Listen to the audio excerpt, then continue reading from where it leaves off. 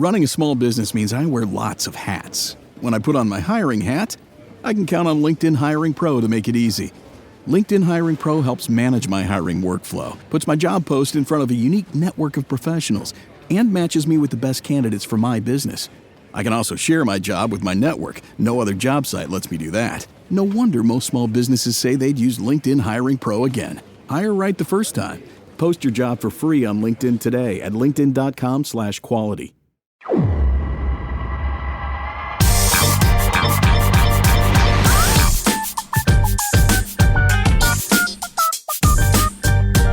Welcome into this week's episode of the Show Before the Show podcast. The official podcast of minor league baseball is here yet again. Our final one of the month of July, our final one before the 2026 Major League trade deadline coming up on Monday at 6 p.m. Eastern time.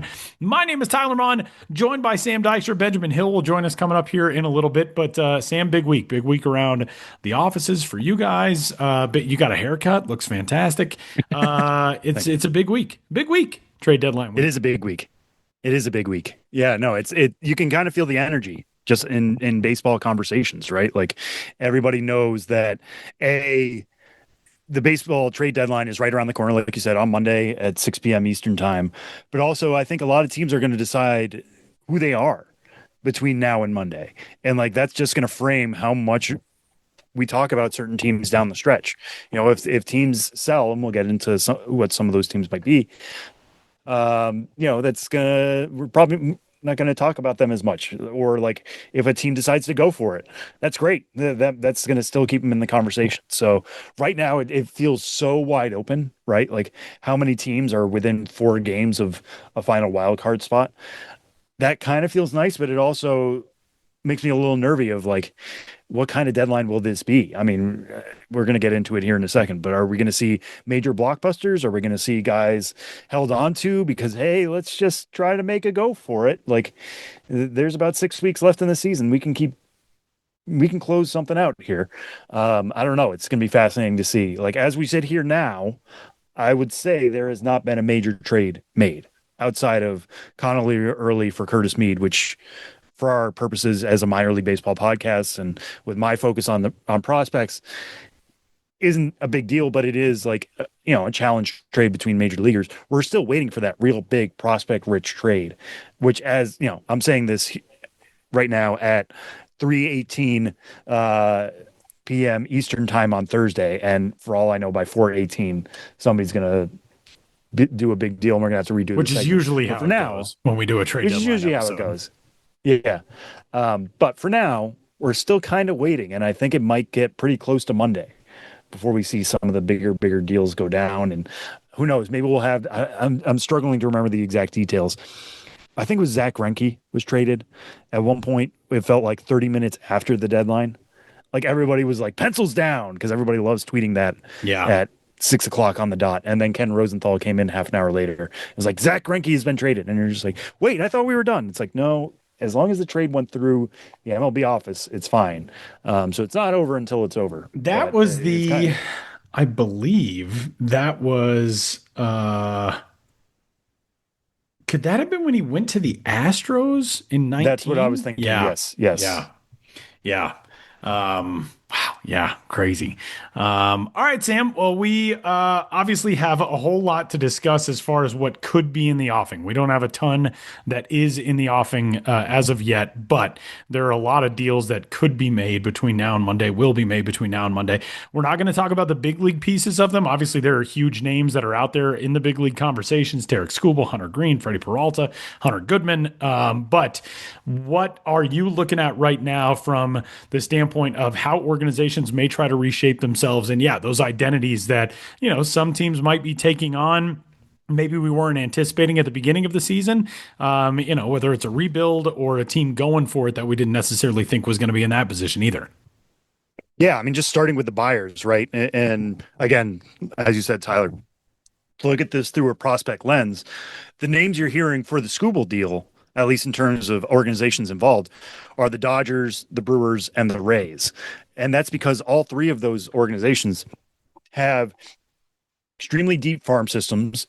They are competitive at the major league level, and they could pull that deal off. Like let's any one of them. it is time for the Dodgers to catch a break. Let's face it. You know, like Yeah. there's only so many windows. It's time for the plucky little squad. They got to catch a break and get Tarek Skubal, right? Well, it's funny because everybody's talking about like, oh, do they need a starting pitcher? Like they've got Tyler Glass now maybe coming back before the end of the year. Blake Snell's making rehab appearances at Single A Ontario. Like they'll have starting pitching, and then Ohtani, his bicep isn't feeling right, and like it seems like every update we get with him is like, oh, he's not gonna maybe be starting for a few more weeks. So yeah, they could probably use another pitcher, and it's like, oh, okay, so we're gonna add Tarek Skubal to Glass now, to Snell, to Yamamoto, to Sasaki. Not just another pitcher, but the reigning back-to-back American League Cy Young Award. Yeah, I could use another pitcher. They got to catch a break at some point, you know? That's the thing, is that they have developed so well that they have these outfield prospects on outfield prospects on outfield prospects that, you know, let's say they start a deal conversation with Zaire Hope and Christian Zazueta, you know, a right-handed pitching prospect, both guys firmly in our top 100. And the Tigers are like, well, we think you can do better than that. So then they drop Hope and add Eduardo Quintero instead. They can keep going, leveling up. Like they can start at a pretty solid package and just be like, all right, well, it's going to take another prospect. We have that too, and we'll keep on trucking. You know, obviously with that conversation, it is for a rental, which is why I think kind of why the Rays are a little bit involved here, right? Like, yeah, it's a significant amount of money, but it's only for a half a season. And the Rays look at the American League right now, obviously wide open. They sit atop the standings. This is their chance to really go for it. There were rumors a few years ago about them going after Shohei Ohtani, like legitimately going after Shohei Ohtani. They went and got Nelson Cruz a few years ago for Joe Ryan. And, you know, obviously didn't work out, but this is a new ownership group. It's an area that would love to get into a World Series and potentially win one finally, after, you know, their fellow statesmen, the Miami Marlins, have won a couple. So this is the chance to strike, you know, if you're the Tampa Bay Rays. So they're going to be involved. And Milwaukee, for me, still is the deepest farm system in baseball. Does it have as many top 100 prospects as the Dodgers right now? No. But you get to like number 20 in the Brewer system, and it's still supremely interesting. Yes, it's a little bit more favored towards bats than arms right now. But they have, you know, like Logan Henderson, recently graduated top 100 prospect. Would they dangle him in a trade for Skubal? I'm sure the Tigers would love to plug Henderson into their MLB rotation and keep on trucking that way. Would they dangle somebody like Kyle Harrison, who obviously has been graduated for a little bit, and they just got him from the Red Sox, but they have like the young pitching to make that work. And again, like if you're the Brewers and you keep doing well in the regular season, but you haven't broken through in the playoffs, Skubal gives you a real opportunity to do this. And everybody has drawn the parallels here to CC Sabathia. The Sabathia deal. Absolutely. Yeah. And how great Sabathia was. I mean, his son just got drafted by the Brewers in the 20th round, and he was talking lovingly, as he should, about what his time in Milwaukee was like and how much of a joy that was and just how good he was during that stretch. Tarek Skubal could absolutely do that. I mean, he is on his day the best pitcher in Major League Baseball, the best starting pitcher in Major League Baseball. So is this the time where Milwaukee strikes? Like, I think we've talked about it in the past. It's an interesting time when you look at who they have in the top 100. Jesus Medei is not getting traded. I feel very comfortable in saying that. Luis Pena is kind of interesting because people do value him, but he's been injured a lot this year. So is he stocked down a bit? Like, are you selling a little bit low on him? They just extended Cooper Pratt and Luis Lara. So like, they obviously like those guys. They want them in Milwaukee long-term. Then we're getting into the Jet Williams, who they got from the Mets last offseason in the Freddie Peralta deal. You're looking at Josh Adamchevsky. You're looking at how do you value Andrew Fisher, who swings and misses a lot, but also lifts and pulls the ball in the air and hits it hard a lot. You talk about sliders in a video game. It's all the way up on power, and it's kind of trending all the way down on hit. But teams might value that pretty highly. They've got plenty of other interest. Like I said, they're more bat heavy than they are arm heavy, but Bishop Letson, some people think he's kind of like a mini Mizorowski, given his extension and his fastball and his slider. Tyson Harden has become the top pitching prospect in the organization. Braylon Payne has a bunch of fans in the game because he's somebody who has a plus run tool and is also starting to hit the ball in the air more this year. And, after having strong exit velocities last year, it's now actuating into in-game power. He's somebody who can play up the middle and center field. So they just have a lot of these guys who you look at them like, well, that guy's kind of interesting. And Alexander Frias is a pop-up name who broke out this year in the Arizona Complex League, is now at Single A. Wilson in his age 18 season. The Brewers are just so loaded, but also layered that they could do this, except that's not really the way they've operated in the past. So it's going to be really interesting for me to see how Matt Arnold and his front office crew balances this. But I think the teams that can pull off like major deals, top of the market deals, are those three teams: the Dodgers, the Rays, and the Milwaukee Brewers. And those are the three I'll be watching most closely. For anybody who doesn't know, when trades happen for us in MLB Pipeline, we are instantly updating lists. We are moving guys onto their new organizations and ranking them if they so deserve to be ranked. And we're backfilling. So if, the Brewers trade 4 top 30 prospects for Tarek Skubal, I'll be writing up 4 new top 30 prospects to be added to the bottom of their list on the day. It's what makes it such a crazy day for us, but also hopefully it is a good resource for all of you out there in Radio Land and all of you out there in Prospectum who care, who are interested in saying like, okay, what does our farm system look like after these trades? You'll find out pretty quickly. Give us a little bit of time. It's not always going to be instant, and there's a lot flying in the air on Monday, but it can be a hectic day, but it can be a very, very fun day as we get to decide the near-term and long-term futures of a lot of these clubs. That was a sly little nod to Ghosts of the Miners, and I very much appreciated it, Sam Dykstra. I sneak it in whenever I can. That was good stuff. All right, Sam, I have a question that I'm going to throw out to you that we did not pregame this question, but we're talking about, Tarek Skubal, and you mentioned Freddie Peralta, and Hunter Green is out there. Does Mason Miller get dealt? The Padres, in a very different spot than they were coming into this season, the last couple seasons. There is obviously a world that exists in which Mason Miller, hangs on in the back end of that bullpen as the Padres try to get things figured out to make, a run at a wild card or something. I don't think anybody is running down the Dodgers in that division. They're 11 and a half games up right now. But the Padres are a game and a half out of a wild card spot. Mason Miller is a monster piece. What are your thoughts on that? Yeah, it is fascinating because a few months ago when the Brewers were in a real rut, I was on San Diego radio and they said, we hate to ask, what do you think about a Mason Miller trade? There are people talking about it on the internet. And I'm like, guys, it's not going to happen. They traded for Mason Miller last year to have him for multiple years. So even if they're not competing this year, they were getting control. They were going to have him for a while. They could build around him. Exactly. And then I was asked about it again a few weeks ago. And I said, I still don't think that's going to be the case. But since then, there have been more rumblings, especially the Yankees are interested, right? And they have some interesting pieces, starting with George Lombard Jr., although it seems like he's their one untouchable in the farm system, things of that nature. So, I'm sure lots of teams would love to pry Mason Miller. I have checked in with sources about it because the Padres are one of my clubs, and, I've asked around. One source about a week and a half ago put it at 70-30 that the Padres would be buyers. But they said that would change every day. Yeah. And I think they've only gotten closer to the wild card since then. They currently, as we sit here Thursday afternoon, sit a game and a half back. So if I had to guess, it's probably like 75-25 as we sit here on Thursday afternoon. It's just not in AJ Preller's mode to be a seller. If you are within reach. And remember, new ownership group there as well. So there are things, at play that obviously we don't know a lot about as of yet, but this is not the Seiler family anymore of, all right, let's invest everything possible and try to get a World Series to San Diego. True. It's true. I think even if they do sell, and this is something that's come up with other sources too, is that if they do sell, they'd have to be absolutely bowled over for Mason Miller.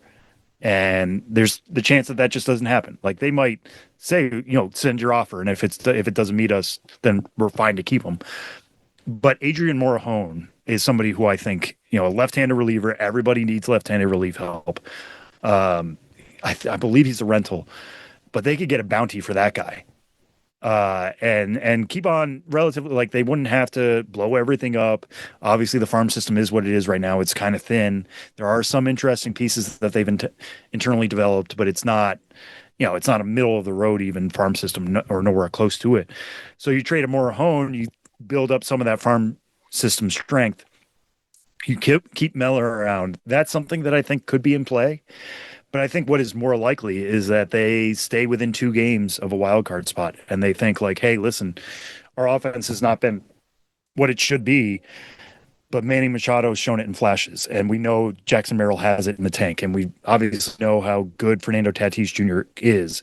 If those guys play up to their capabilities, we're going to be a better team in the last 6 weeks than we were for much of this season, and that's going to count for something too. Like, let's not blow this up and waste another year of these guys' primes for nothing.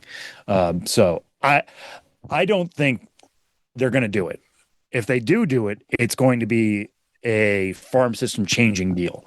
But I don't think AJ Preller has it in his bones to, like, after 1 year, just be like, yeah, we're going to give up this really good asset who is for me the best reliever in baseball. Well, the gauntlet has been thrown down, AJ Preller. Obviously, we know what a fan of the show you are, and Sam said you don't have the stones to do it. So, that is just a really interesting situation in San Diego. We have another very interesting situation with the New York National League Baseball Club. The Mets before the season, Freddie Peralta joining that squad. It has not gone according to plan in any way in 2026 for the poor Mets. What happens with Freddie Peralta and the Mets? Yeah, I mean, it's a really fascinating situation, right? Because they acquired him, and there was all this talk about, I think he has family in the New York area, and he was like, this feels like home to me. Maybe there were going to be talks of extension, sticking with the Mets long term, and it just hasn't worked out. And I think a lot of teams have looked at Freddie Peralta and been like, we can fix him. Not to put it in relationship terms, but there are things to his game that we like. He is still a good pitcher. It's still in there. The Mets haven't unlocked it. Maybe we can in the way that the Brewers had before us, including with the Brewers, by the way. Like, there's no reason why the Brewers, when they are looking at starting pitching help, should just say no to Freddie Peralta. But yeah, I think the Mets are certainly going to be sellers. They know that. If you look at their farm system this year, it has not been a great year on the farm. Part of that is the graduations of Carson Bench and AJ Ewing and Zach Thornton's been really good in the major leagues. Nolan McLean was their top prospect coming into the year. It's crazy to think that he graduated this year, but he did. So they've done a good job of like getting guys to the major leagues, but that next level hasn't quite broken through. So this would be an opportunity to restock, right? Like, I think a fascinating trade, to be honest with you, Tyler, would be Freddie Peralta for Jet Williams. That would be very interesting. We have seen it already, of course. Freddie Peralta went from the Brewers to the Mets for Jet Williams, along with Brandon Sproat, 2 top 100 prospects. Jet Williams is stock down right now, and talking to some people in the game, he's somebody who is athletic enough to play in that up the middle triangle, shortstop, second base, center field. But the Brewers are loaded at those positions, and they have not been able to get him playing time there, so they moved him over to third base. There's some thought that that's kind of screwed with him, and it's not allowed him to be as athletic as he can be. Obviously, moving to a corner, you're going to have to slug more. He's not doing that either. It's just been a rough year for Jet Williams at the AAA level. Now he's out with a wrist injury, too. The Mets can do that. The Mets can be like, hey, if Francisco Lindor's here, you're not going to be playing shortstop, but like, we can get you more time at second base and center field. We can increase your value there. There's going to be a comfort level. They know the guy. It'd just be a fascinating one for one. You're not going to get Sproat back too in that deal, but like, now that there's a little less control on Freddie Peralta, I think that would be really interesting. But yeah, I think Freddie Peralta will have a lot of suitors. Clay Holmes, who is now healthy, he pitched in a rehab game at Single A with a ton of scouts there to watch him. He's going to be somebody who's going to be very desirable. The Mets can move him and get a pretty good bounty back on him. So the Mets have the pieces to move. They're not obviously not going to trade Juan Soto. There was some talk of like, would Lindor be on the table. His contract's too big to make that happen. Benj isn't going to be moved. Ewing's not going to be moved. McLean's not going to be moved. But I'm sure they'll listen on Luke Weaver. They're going to listen on some of their bullpen pieces. And it could be a very different looking Mets team a week from now, but it will also be a very different looking farm system in a time when they desperately, desperately need the depth. All right, Sam, give us a deal that you think may go down that might not be front of mind for everybody right now. Is there something on the radar that you think like, oh, this would be an interesting one to go? Ooh.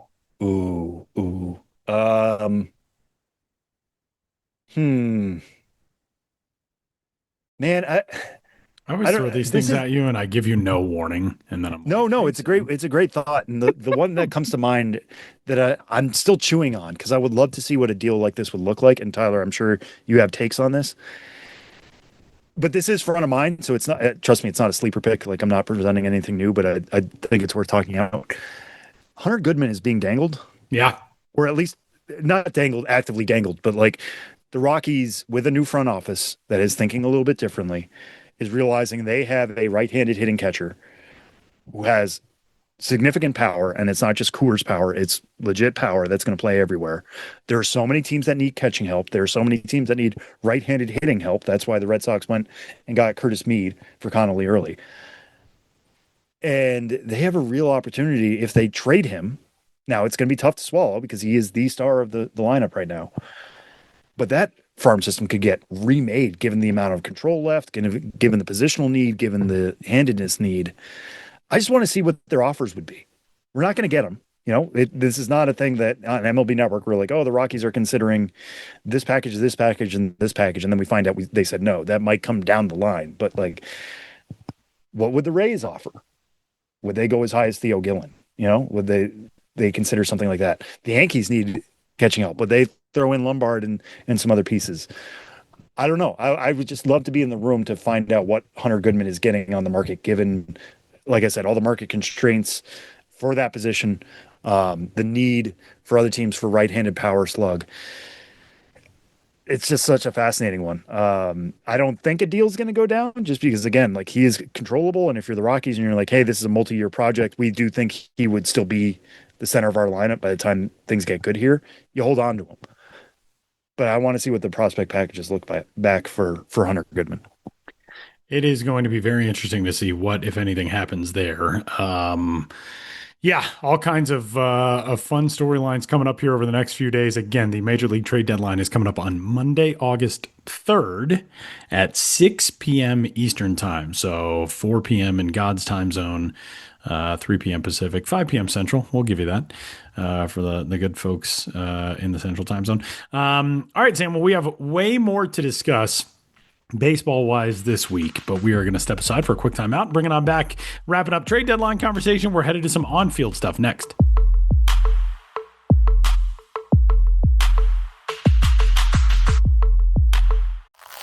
Hear that?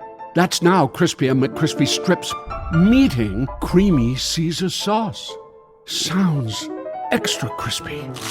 Caesar sauce at McDonald's for a limited time. Ba-da-ba-ba-ba. Well, there's so much going on away from just trade deadline stuff. And interestingly, we started the trade deadline conversation talking about the Detroit Tigers and what they potentially will do next. And that's where we're starting our on-field conversation as well, because the Tigers have made a big-time move here as we get closer and closer to the deadline and near the end of the month of July, as they have, I think for Tigers fans, they would say finally, mercifully, have promoted Max Clark from AAA Toledo, where the 21-year-old, the third overall pick in the 2023 draft, has been outstanding so far this season. 276 hitter with an 802 OPS at AAA at 21 years old. Max Clark, 11 homers so far this year. He's swiped 21 bases, which is already the second most in any season in his career. He's only played 90 games. He's, has a chance to blow that total out of the water. But Max Clark, a very dynamic talent, a guy that Tigers fans have been really excited to see for a long time. He was the first high school pick in that 2023 draft after Paul Skeens, Dylan Dylan Cruz and Wyatt Langford winning the first 3 picks. And Sam, I mean, the ceiling has been really high for Max Clark throughout the entirety of his time in the system. And really, he has answered the bell at pretty much every stop so far. And now he finally gets a shot in Motown. Yeah, no, this is going to be really interesting to see how things go. And as you said, at AAA this year, you look at the overall numbers and they've been pretty good. But I think the thing I want to focus on here is just how good Max Clark has been recently. This is the Tigers calling him up at the right time in his development cycle. You look at what he's been in July. His line is 338, 466, 620 this month. He's got 5 homers in 19 games. He entered the month with only 6 homers total on the year. So he's more than or almost doubled his home run total in July alone. He homered on Wednesday night just before getting this call. So that's really exciting. He's got a 1086 OPS, which is higher than his previous monthly high in the International League, which was 795 back in April. He was talking to our Jason Beck for a story back in early June. And he's always made contact. The contact has been really good. He's direct to the ball. He just felt like the impact was lacking. There wasn't necessarily the intent behind the swings that was leading to some of the lesser numbers. He had an OPS below 700 as late as late May. And you can see those slugging numbers start to turn around. Not only, was I talking about the home run totals, but his hard hit rate in July is 44.4%. He has an expected slugging of 494 in July. So obviously that's lower than what his actual slugging was, but still 494 expected slugging, really good. That's 4th highest at AAA among batters who have seen at least 300 pitches this month. They're 86, so that's 4th out of 86. Max Clark has always been somebody who's going to make a lot of contact. He's at least a plus runner. I think you can go plus on the run tool pretty easily. He's going to be a good fielder in center field. He's only played center field in his minor league career, never played another position, and he's got a plus arm. So all those other things were major league ready. I think the Tigers were just waiting for the slug to meet that moment and get to that place. And the fact that it is now, he's somebody who could be a 15 to 20 homer threat, maybe even 20 plus homers by the time we're talking about him at his prime in his mid 20s to late 20s. And then with that extra value that he's getting in other places, I mean, we're talking about Pete Crow Armstrong light, I guess. It's not, I'm not going to put an 80 grade on the field like you would with PCA, but PCA was supremely aggressive as a hitter coming out of the minor leagues. Max Clark is not that. PCA, I think, surprised people with the amount of power that he had early on. I think Clark is kind of building towards that trajectory. He's left-handed hitting. The Tigers this year, it's an interesting time, like you said, Tyler. Obviously, now we're talking about them being pretty much out of the AL wild card and the AL Central races, and potentially trading Tarek Skubal. But then you look at their production from center field this year. Parker Meadows has been out for much of the year. Javier Baez has been out for a lot of the year, although he just came back from a high right ankle sprain. So they've been relying on Matt Vierling and James Outman. Their collective WRC plus in center field is 77, so it's not even close to major league average. Max Clark could be that guy pretty quick. I mean, we've seen how seamless it's been of a transition for Kevin McGonigal. Max Clark is from that same draft class. In fact, like you said, when Max Clark was taken 3rd overall, he signed for Underslot, and the savings they used on that, they put towards signing Kevin McGonigal 30-plus picks later. And now Kevin McGonigal, as of today, it's kind of crazy to say this, leads the American League in baseball reference WAR as a rookie. And he's pretty much the runaway favorite for Rookie of the Year. Those two guys have been twinned for the last few years. It's taken Clark a little bit longer, but he's more athletic than McGonigal is. So this is a really interesting time in his development cycle to bring him up because everything is clicking right now. I'm sure it's going to take a little bit of time to adjust to major league quality pitching, but hear the way this guy talks about how he was pitched at AAA, what he understood about that, how he had to adjust himself and the way he thought about at bats. It's really, really smart. And the fact that he's now made the physical adjustments to add power on top of that. It's a real 5-tool talent. And, he ranks right now on our top 100 at number 13. But I think given these recent gains, he's certainly in the conversation for top 10 overall. when we update the list again in August. So kudos to Max Clark for making those adjustments. Kudos to the Tigers for giving him this opportunity. We had some discussions on the side here at MLB Pipeline of like, when was he going to get called up? Would it be later in the year so they could preserve rookie status for him going into 2027 and then potentially get him a Rookie of the Year campaign next year? I think they look at it as they want to reward a guy who they think could be a real star, not have him waited out and just try to be a rookie in 27. Give him the opportunity when he is ready. And given the way he's looked in July, he's certainly looked ready. Okay, Sam, not just Max Clark, who has been opening eyeballs across minor league baseball in recent weeks. Sebastian Walcott has been outstanding since returning to Double-A Frisco. And for a guy like Sebastian Walcott, Sam, to be in the position where he is, it's not long ago the Texas Rangers were a World Series championship team. And now you're looking at a guy like Sebastian Walcott and hoping, okay, is he the start of the next wave of, maybe not necessarily winning World Series, but are you going to put the Rangers back in a position where you feel really good about where that franchise is? Now, obviously, they're leading the AL West, but I say that as they are one game over 500 at 55 and 54. So what does this mean for his progression and where the Rangers are right now?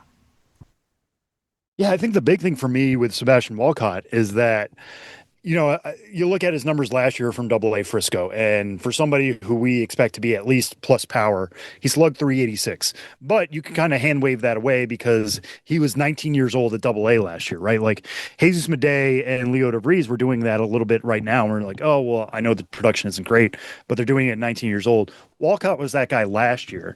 So you kind of expect him to go back to Double-A this year, and dominate the level, maybe go to AAA by the time he's 20.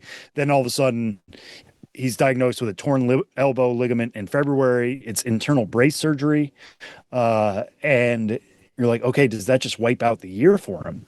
Now, it's internal brace. It's not Tommy John, and he's not a pitcher. So he doesn't obviously need the elbow ligament as much as those guys do, or doesn't lean it on as much. And then you start to hear whispers as the season goes along. He's like, all right, he might be back in the second half. And now all of a sudden, here we are on July 30th, and he's played 10 games. He rehabbed in the Arizona Complex League before this, but 10 games with Frisco. And he's looked like everything you would have dreamed for Sebastian Walcott. In those 10 games, he's homered 3 times. He's got 5 doubles. He's slugging .707. His OPS is above 1,100. Obviously, this is all a small sample, but I posted about this on Blue Sky the other day. You know how we always talk about sweet swings and pretty swings, and they're always from the left-handed side. Watch Sebastian Walcott, Tyler. It's gorgeous. It's really good. Like it's got that loft. It's got that natural arc to it. He's finding the barrel with it too. This is not a guy who I would expect would have had multiple months off after a major surgery, because you're losing reps, right? I'm sure there are you also look at him. He's really physically built now. I'm sure he was spending a lot of that time working out and adding muscle, but you can see it in the impact on the ball. And if Sebastian Walcott is doing that now, I'm not going to say, you're talking about obviously the Rangers being in the running for a playoff spot just because the American League West has not been a stellar division this year. I'm not going to say he's going to be up this year. I'm very tempted to, but the way the bat's moving, I mean, he's certainly trending like somebody who should see AAA Round Rock sooner than later. And then whenever you're there, like you are just one call away. We'll see how hard he hits the ball there and if he can keep this going. But home runs, I believe they've been hit over 440 feet. Like I'm right back on the Sebastian Walcott train. We never got off because, again, like he's not a pitcher. You're not so much worried about the elbow. We knew he was young. Even if it's a lost year, he was going to be 21 going into 2027 anyways.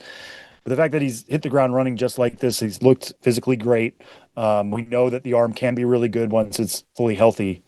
It's really exciting. And, the Texas Rangers right now don't have a really stellar system, but to have a shining star at the top like Sebastian Walcott, that's going to cover a lot of the rest of it. And to know that he is barreling his way towards Arlington is supremely exciting.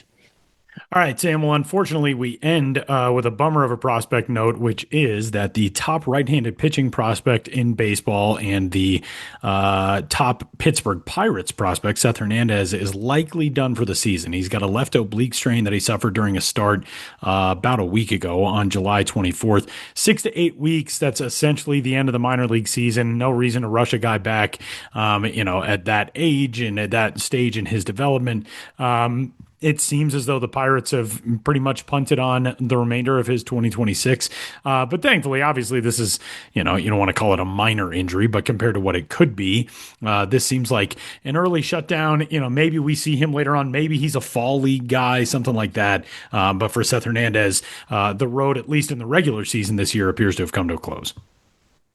Yeah. I want to highlight something you said in there, Tyler, in that as somebody who goes to the Arizona Fall League every year, and as somebody who experiences the Arizona Fall League and realizes there's usually not a lot of pitching left in baseball by the time the AFL comes around, I would love to see Seth Hernandez there as he sits right now in what has been his first full season of baseball. 74 innings, not bad for a guy coming out of high school. I'm sure they would like to get him a little bit closer to 100. There's an opportunity to do that. They could also do it maybe in Bridge League play back in Florida by the time he's healthy. Just to read a quote from our story on this, Aiden Spency wrote about it for MLB.com from Pirates Director of Sports Medicine, Tom Chick. 6 to 8 weeks with a minor league season, he's basically done, which is what you said, Tyler. We'll take it day by day. Don't want to come out and say his season's over right now. But if you're looking at the minor league calendar, that would be a challenge to get him back into minor league games. He said minor league games. He didn't say any games. So, yeah, it's probably over for him in terms of getting to see Greensboro or somebody who I think could have ended the year in Double-A Altoona, at least get his feet wet there, experience Double-A baseball. If it does end now for Seth Hernandez, what a season, right? 2.43 ERA, 74 innings, like I said, 118 strikeouts against 31 walks, a whip of 1.05 and a batting average against of 181. The stuff has been exactly as advertised when the Pirates took him last year, 6th overall out of Corona High School in California. The fastball has been tremendous. The changeup might very well be the best in the minor leagues. Like, it's getting a ton of whiff. And we know at the lower levels where guys don't normally see good changeups, that can really drive your results. But on top of that, the breaking stuff has been improved too, with curveball and the slider. It's basically the entire package for Seth Hernandez. I think he has to still prove, obviously, his health. This is an oblique. It's not a shoulder. It's not an elbow. That's hopeful for what that means for his future. But also the command was starting to wane a little bit at high A. The control and the command. He walked 24 batters in 46 innings after high A. That's what's allowed Cade Anderson to move above him in our pitcher rankings. But it's a very close call. I mean, I think between Seth Hernandez, Ryan Sloan, and Cade Anderson, it depends on which side of the bed you wake up in the morning, and you can pick any of those three for top pitching prospect in baseball. So if this is how it ends for Seth Hernandez, it's still an enormously successful first full year in baseball. I can't wait to see him next year, but I'm still holding out hope that he recovers well. They decide, hey, we want to get you a few more innings. We think the stuff will play in the desert against guys coming out of Double-A and even some in Triple-A, just to give it a look. And we get one more shot at Seth Hernandez in the Arizona Fall League before 2026 is up. Seth Hernandez, if you're tuned in, Sam Dykstra is already stalking you for the Arizona Fall League interview that you may need to give come like October, November. So just keep it in mind. I'm available. I would love to, I haven't done many pitching labs, but those are some of my favorite stories to do. He would be the prime candidate. He would be perfect. That'd be pretty good. Story. So that would be pretty good. All right, Sam. Well, good stuff. And of course, you all, as always, can check out MLB Pipeline at MILB.com to keep up with all of the latest prospect developments. Coming up, I am stepping aside from this episode of the Show Before the Show podcast. I got a baby on the way in the next few weeks. We had some doctor's appointments. I may or may not have just missed Sam and Ben's segment today via an appointment that went long. But Sam, what do you got coming up? You got our good bud Ben Hill. Yeah, Ben and I will join you guys on the other side for Ben's Biz Banter. Ben is back from the road from Richmond, Virginia, so we get a little bit into that, some of his other travels, and then we scour his usual promo preview story for August. So tons coming up off the field with Ben Hill on the other side of the break.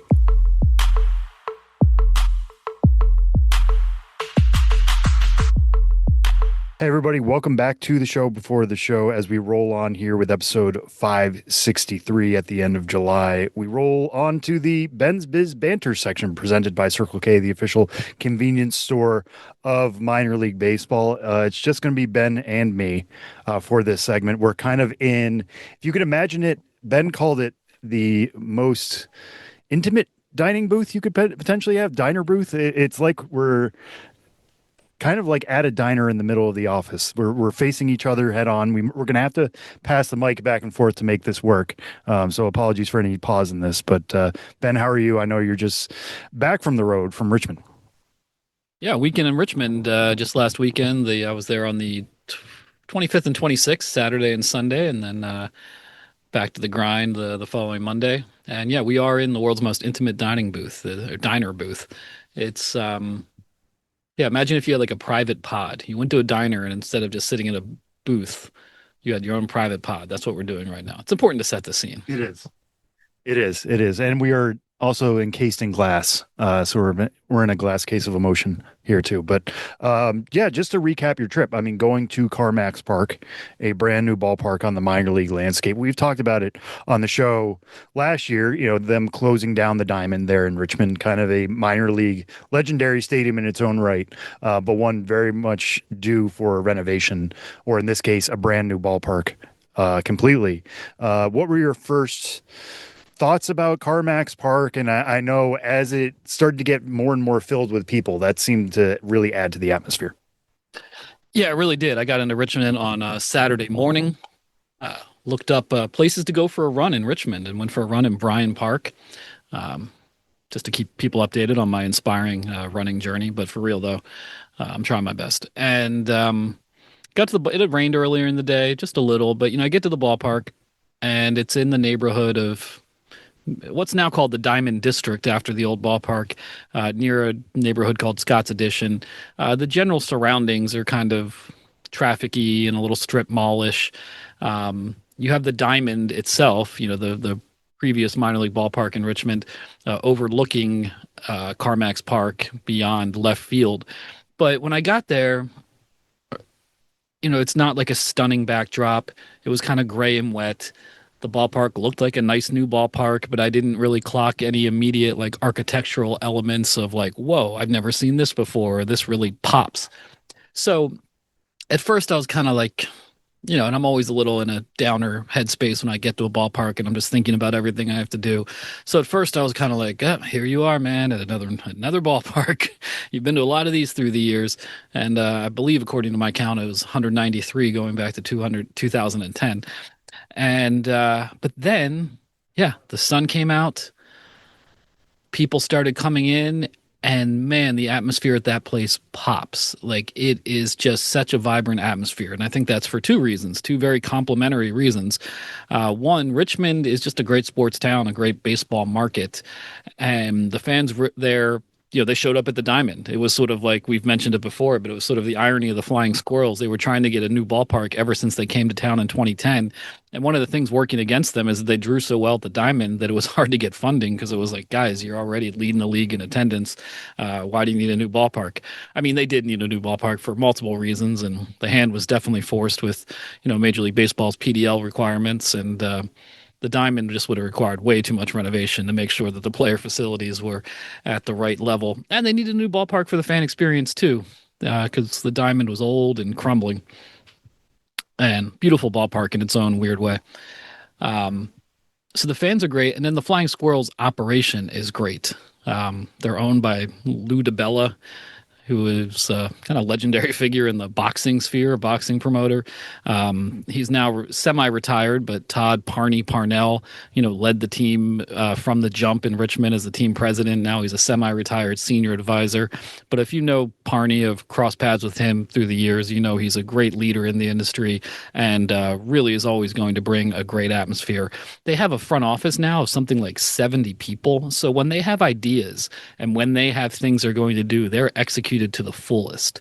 You know, we've all seen in minor league baseball good ideas, but then kind of like when you get to the actual execution, the resources, manpower, whatever might not be there. But being in Richmond with a full ballpark on a Saturday night, military appreciation night. They partner with an organization called TAPS. After the game, every single player and coach and everybody, lined up down the first baseline and gave their jerseys to the family member of a fallen service member. Very well executed. I put this on Twitter, but probably the most vibrant singing of the seventh inning stretch of "Take Me Out to the Ball Game" I've ever seen at a minor league ballpark. That's a small thing, but to me, it's a big thing because it shows people turning up and turning out and being part of the community of baseball, and just seeing thousands of people on a beautiful Saturday night singing "Take Me Out to the Ball Game," full throated. I was just like, this is what it's about.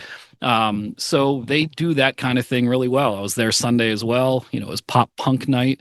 So they had a pop punk covers band before the game, t-shirts that said "It's just a phase, mom," kind of emo themed t-shirts. Et cetera, et cetera. So just a really great atmosphere. And if your only comparison as a Richmond minor league baseball fan was the Diamond, which was like the minor league equivalent of an old concrete multi-purpose stadium, essentially big and imposing and not a lot of amenities. Now you have, big, broad, wide concourses, plenty of group areas, huge video board, and so on and so forth. And I'm happy to report, for all the broadcasters out there and for all those who love broadcasters and feel that broadcasting should be part of the minor league baseball experience and presentation and package, hopefully on terrestrial radio in addition to everything else, the press box is right behind home plate, as it should be. If you've listened to this podcast, you've probably heard some complaints that a lot of recent facilities, not even so recent anymore, in the last 10 years, have de-emphasize the press box and the broadcast booth, pushing them far down the baselines in lieu of a home plate club area right behind. So there's plenty of premium places to see a game in Richmond if you want to, but the press box is where it should be. And they've got a couple great broadcasters there too, Trey Wilson and Blaine McCormick. And they were very helpful to me throughout the visit as well, as the whole staff was. And I got to spend time with Parney. He's semi-retired now, but I got to see him on Sunday, do a long interview with him, and there'll be a lot on one of minor league baseball's most influential, most preeminent leaders of the 80s, 90s, 2000s, and 2010s. He takes pride in being a 5-decade executive because he started in 1989 and went through now the 2020s. That's like the equivalent of or 4-decade executive, like Nolan Ryan. He pitched in the 60s through the 90s. Yeah. Oh, so it's 5, 60s, 70s, 80s. No, 4-decade player. 80s, 90s, 2000. Oh, yeah. He's a 5-decade man. Yeah. So this guy's been around. Anyway, had a great time in Richmond, and obviously got more coming up from that visit. As somebody who missed the 80s by 4 months, I got very worried about it. Being a 5-decade person for a second there. But yeah, no, good stuff on that. And we might have an interview with Parney on the show in future episodes. I know you and I were talking about maybe using that this week, but it's just so large, and with the trade deadline going on and so much going on the baseball side on field this week, we're going to kick that down the road. But you guys will be able to hear from one of the minor league legends in a future episode of the show before the show. Moving on to your newsletter this week, the Baseball Traveler newsletter. We talked about this a little bit, your trip to Williamsport last week, and there's one individual in particular that you highlight in that latest newsletter, Rashawn. Tell us about him. Yeah, I did mention him last week. The story's out in my newsletter this week, the Baseball Traveler newsletter presented by Circle K. There'll be a standalone article on MLB.com, MILB.com on Friday, along with a video that I have not seen yet, but worked with a great LCC live content coordinator, Kyle Mace, in Williamsport. He got a lot of great footage. I think the resulting video piece will really help tell the story as well. So looking forward to sharing that. But as I said last week, in a little more detail on Rashawn, he is a special needs, diverse abilities individual who, going back 25 years ago, lived in a group home located right beyond, past the outfield of historic Bowman Field, technically Journey Bank Ballpark at historic Bowman Field in Williamsport. And so the team staff would just see this guy, Rashawn, walking around during the game. He kind of made his presence known and had a big personality. They started offering him, odd jobs to do in exchange for a ticket to the game, like break down some cardboard boxes. And he started showing up every day. Then starting in 2003, he's at the ballpark every day. Crosscutters win the New York Penn League championship that year. After all that hubbub and the craziness of a season, a championship game, the offseason hits, and Rashawn shows up, reports to work. He has his lunch, puts his hat on the hook, and says, I'm the office manager now. And Gabe Sinacrapi, the longtime Crosscutter staffer, I think he's the vice president of marketing is his official title, but he has been with the team forever. He said, well, he's not the office manager, this guy Rashawn. I'm going to make him the director of smiles. And that became his official job title. And now 23 years later, he is like the face of the Crosscutters. He's there to greet you at the gates. He's there waving the victory flag after the Cutters win. He's singing the seventh inning stretch. He's holding the box in the What's in the Box contest, and so on and so forth. And, he has this habit of calling people he gets to know, various family member names. So he has like so many moms and dads and brothers and sisters and aunts and uncles. And I got to see that when I was in Williamsport. I got to see him going up to people and saying, hi, mom, hi, dad, hi, uncle. And, it's a small ballpark. Crosscutters are a draft league team now. They used to be Class A short season New York Penn League. They host a major league game every year in the form of the Little League Classic because Williamsport also hosts the Little League World Series. I believe that that game is coming up on August 11th. And so to see that place surviving and thriving, 100 years into the ballpark's history and with a small but very dedicated front office staff, it's just small town charm, small town minor league baseball, professional baseball at its best. And Rashawn is a big reason why. So I'd really encourage people to check out that story. It's one of the favorite ones I've written all year. And I've mentioned this before, but outside of going to a ballpark in a professional context, my family and I now make the point every year to make the drive to Williamsport and just see a game. It's really worth it. So check out the Crosscutters. Sam, check out the Crosscutters. Come on. I know I've never been myself, and I the way you talk about it so glowingly each year does give me the itch to get out there. So maybe at some point later in August, as you said, the Little League Classic is coming for Major League Baseball. It's on August 23rd. 23rd. That's the 11th. The 11th is the minor league Field of Dreams game. There are special events coming up in August. It's easy to get this stuff crossed over. But yeah, Milwaukee Brewers and Atlanta Braves, kind of a Milwaukee Classic a little bit in Pennsylvania for the Little League Classic this year. But I encourage everybody to read that story. If you're not subscribed to the Baseball Traveler newsletter, A, fix that. B, the story will be up on Friday on MILB.com, an excerpt from it. So you'll be able to check out more about the director of Smiles in Williamsport. Real quick, Ben, you're also working on a promo preview story, one that has caught the attention of a lot of people just in our office and made the homepage of MLB.com because, of course, it did. Jimothy Night in Rocket City, for the folks who aren't eternally online. Jimothy is a raccoon that has gone viral for just the look of the raccoon. And of course, the Rocket City Trash Pandas are a raccoon based identity. So they are jumping on that with Jimothy Night. But what else stands out to you as you're putting together this promo preview? Yeah, Rocket City Trash Pandas, Jimothy Night is August 4th. And Jimothy is a Seattle area raccoon who has a spinal deformity. If you're online at all, you've seen some Jimothy content in recent weeks. And the Rocket City Trash Pandas, as you probably know, Trash Pandas is a slang term for a raccoon. The team has a lot of raccoon-based branding, so it was just a no-brainer for the Rocket City Trash Pandas to have a theme night in honor of Jimothy, in which the first 200 kids get Jimothy masks, which I guess is a raccoon mask. I mean, I don't know what makes it a special Jimothy mask, but between inning contest, I believe some food served out of mini garbage cans, just like a raccoon would eat, which for the Trash Pandas is not much of a stretch. They already have a concession area called the Dumpster Dive, so it's like it's very on brand for them. And now I'm working on a promo preview com for the whole month of August, and as we speak, I realize I didn't even put Jimothy Night in it because I wrote about that separately yesterday, and maybe I'll add that as well. Why not? But we got a lot. I won't go over every single one, but of course, Saturday, August 1st, Seinfeld night with the Brooklyn Cyclones. I will be there. Sam will be there.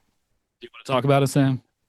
I mean, I'm just very excited after all these years of talking about Seinfeld night. We've had members of the Cyclones front office on this podcast to talk about it, but I've never witnessed it.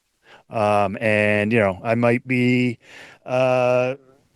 putting myself in danger by doing that 2 days before the trade deadline, and something's going to go down, and I'm going to have to put a laptop somewhere in Coney Island to to go find it in case the trade does go down. But I couldn't be more excited. It really is one of the big nights on the New York City calendar every summer, and the fact that it happens in a minor league baseball field, obviously right up my street. So I can't wait for that on Saturday. Yeah, I don't know if you're one of the big spenders. That's a Seinfeld reference, right?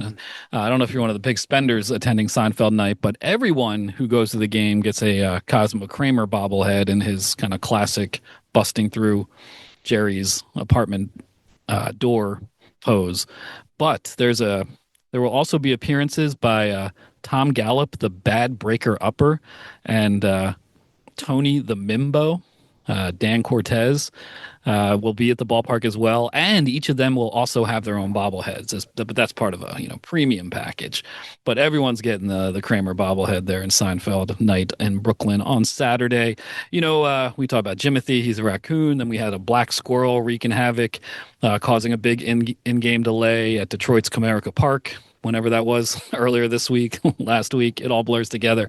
So I want to use this occasion to say that the Bowling Green Hot Rods are playing as the White Squirrels. It was a black squirrel that caused chaos in Detroit recently on the field, but the Bowling Green Hot Rods are playing as the White Squirrels, and those are squirrels that have some sort of skin pigmentation deficiency there's a lot of them in the Bowling Green area, and they're said to bring good luck. So if you're ever in the Bowling Green, Kentucky area, see a white squirrel, good luck is coming your way, and they'll be playing as the White Squirrels on August 8th. Again, with things kind of going viral, do you remember, Sam, last May during the Hub City Spartanburgers inaugural season, this big, weirdly shaped kind of rectangular bubble floated onto the field and caused a delay? Yes. So the Spartanburgers are saluting that moment this night with Bub City Night. They are usually the Hub City Spartanburgers. Now it's Bub City. And they're going to have bubble-themed in-game entertainment. And they're also giving away a bobblehead featuring outfielder Anthony Gutierrez blowing a giant bubble, and that bobblehead is a collaboration with Big League Chew. So good work by them. I remember reading about it later. There was some logical explanation for this giant bubble in Spartanburg. I think there was some festival going on that had some sort of bubble theme, but it was pretty weird to have a minor league game get delayed by a giant bubble. Jacksonville Jumbo Shrimp, I know I talk about them disproportionately because they do this kind of thing. This is the promo, August 13th. Pudding or mayonnaise. That's the promo. Their only real description of it is if you want to do this, find a promo team member if you want to participate. And then your task will be to publicly differentiate between whether what you put in your mouth is pudding or mayonnaise. That's the promo. So are they just doing? I don't know. I'll check in with my contacts. A lot of TV going on this week. Simpsons Night with the Eugene Emeralds on August 15th. There's a nearby Springfield, Oregon that claims to be like the Springfield that is modeled, the show modeled itself after. And, Matt Groening, the creator of the show, did grow up in Oregon. And Eugene itself is home to Max's Tavern, which is alleged to be the inspiration for Moe's Tavern. So all the more reason for Eugene Emeralds to do a promo night. We've talked about the Synchronized Hippos, but the Columbia Fireflies are playing as the Synchronized Hippos based on an incorrect Jeopardy response where the answer was fireflies based on the synchronization of fireflies at nearby Congaree National Park.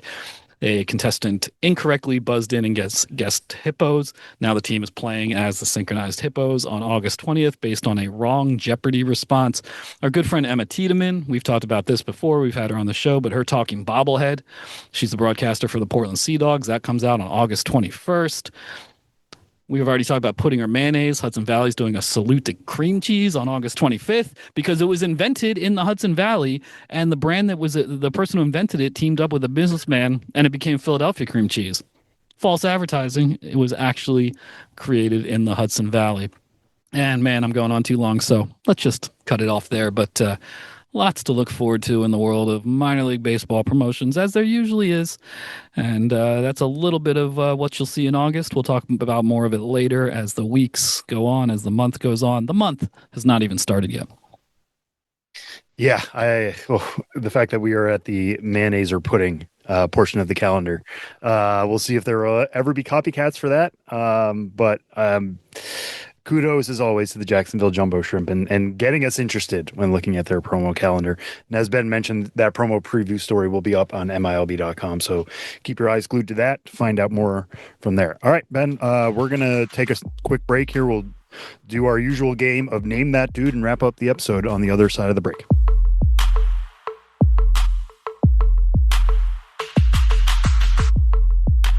Final segment of this week's episode of the show before the show and before we get out of here. Oh, yes, it is indeed time for this week's episode of Name That Dude, in which one of us knows a dude from baseball years past and the other two will attempt to guess the identity of that dude. This week, Sam Dykstra knows the dude, and Ben Hill and I shall be doing the dude guessing. Sam, take it away. Okay, so this week's dude, I think this is going to kind of give it away pretty quick. Which is probably a good thing for this week, given our crunch schedule. But this week's dude was drafted in the 30th round of the 1994 draft out of a school in Montreal, Quebec. And the name is, in fact, in French Canadian, more specifically, Polyvalent Edouard Montpetit. So if you know your alums from that school, maybe that'll help. It also says he went to Seminole State College. So I'm not sure exactly from where this guy was drafted, but it says here he was drafted in 1994. Didn't debut until 1996. So this might have been he got drafted by the White Sox in 94, did not sign, went to Seminole State College, ended up signing elsewhere. Made his debut in 1996. In the LA Dodgers system for the Savannah Sand Gnats in 1996. I do think I know who this is already. Yeah, it's probably pretty easy to many of you out there already. Did not play in 1997. 1998 was at the High A Vero Beach Dodgers. 1999, the San Antonio Missions. And he also debuted with the Dodgers in 1999. 2000 was with Albuquerque when they were the Dukes in 2000, and then also back up with the Dodgers 2001, a couple games with the Las Vegas 51s, and then also up with the Dodgers, and then was pretty much up with the Dodgers 2001, 2002, 2003, 2004, made a few rehab appearances in Vegas in 2005, back up with the Dodgers 2006, a few more rehab appearances, 2007, split his time between the Rangers and the Red Sox, appeared in 3 games with Frisco in 2007. 2008 was with the Milwaukee Brewers, had a couple appearances with the Nashville Sounds in 2008. 2009 pitched in the Can-Am League with Quebec, Capitale de Quebec, and then did not appear again until 2015 when he pitched again in the Can-Am League and was back in the Can-Am League in 2016, and then in 2017 pitched for Long Island in the Atlantic League. Also pitched in the World Baseball Classic in 2017 for his age 41 season. Tyler, you want to say it with me, or just go off and say you want to do it? Ready? 3, 2. Sam, wait. First, Ben, do you know what this is? I think I know it is, but you got it first. So Okay. You all right. Ready? 3, 2, 1.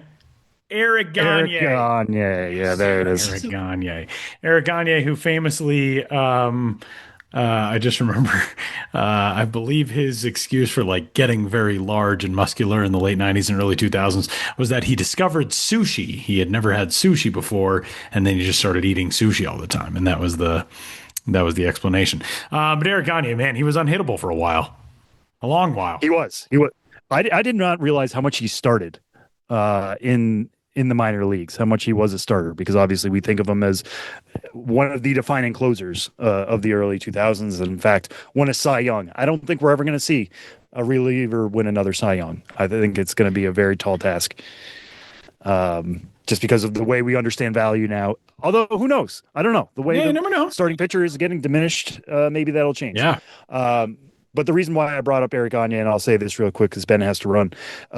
We were talking, obviously, a big portion of this episode is about the trade deadline, and one of my trade deadline memories is Eric Gagne getting traded from the Rangers to the Red Sox in July of 2007 for Engel Beltre, Kaysen Gabbard, and David Murphy. And I was working back then because that was the summer before my senior year of high school, painting, and I think I was outside that day. So I rushed back into my car to turn on sports radio and find out what happened at the trade deadline, and finding out Eric Gagne, former Cy Young winner, was going to the Red Sox was like, that was so out of left field to me. I did not understand it. We didn't have the rumors that we do today.